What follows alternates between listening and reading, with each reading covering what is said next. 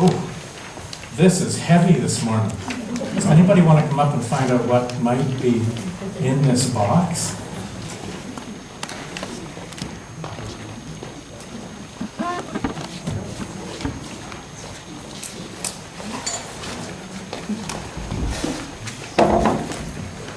No peeking.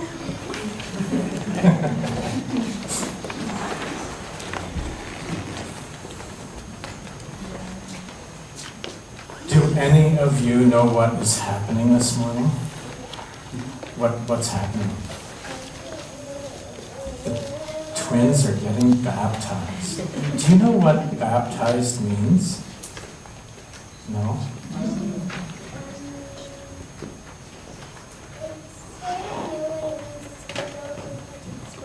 I sort of know what it means, but I don't know how to explain it. That's a really good way to put it. Because we don't often really know either.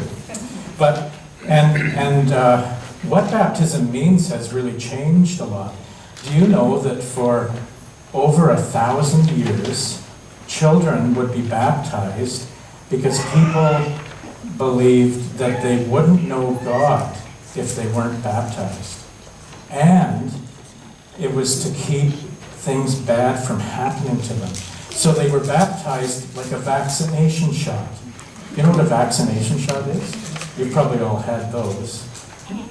Well, that's not kind of what baptism was, but we don't do that anymore. Baptism now is very, very different. And so I've got some things in this box to help us understand what it means for us now. And the first one is, it has to do with water. See, Ava? There's water in this picture.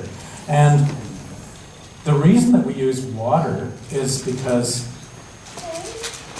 well, yeah, it's holy. Water, if we didn't have water, we wouldn't be able to stay alive, right? We need water in order to live. And that's the way that we feel in this community about God, that just like we need water for our bodies, we need God for our hearts and our souls so that we really live. And so water becomes the symbol for that.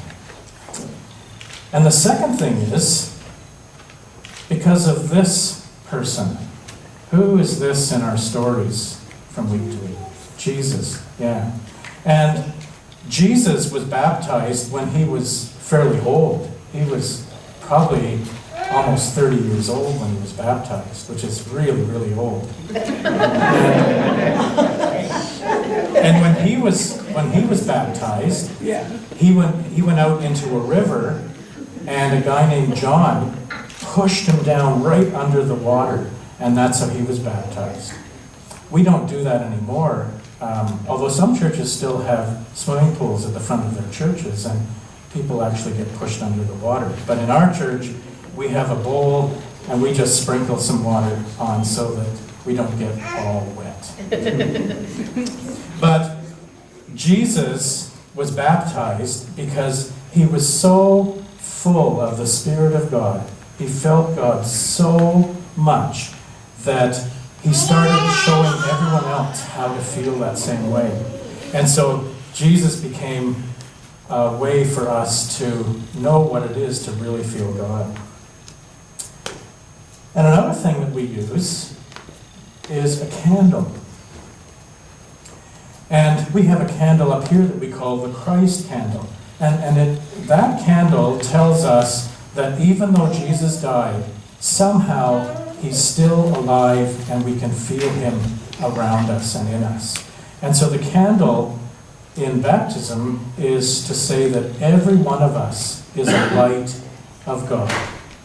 And that we have that way of being in the world. And then another thing is, and not every church does this, but some do, this is oil. You want to have a smell of that? Ew? I want to smell. You want to smell it? Ew. You want to smell it? Ooh. It smells like oil.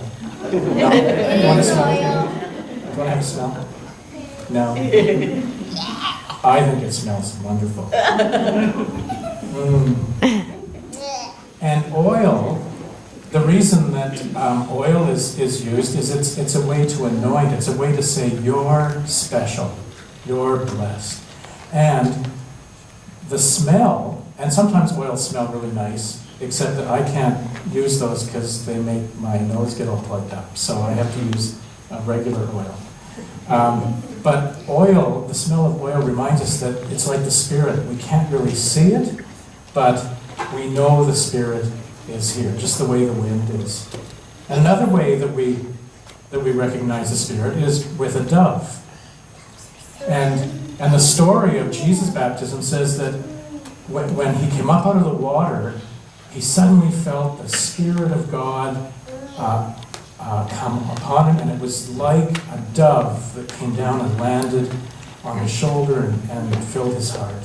And so we have the dove to remind us too. And finally, we have a child.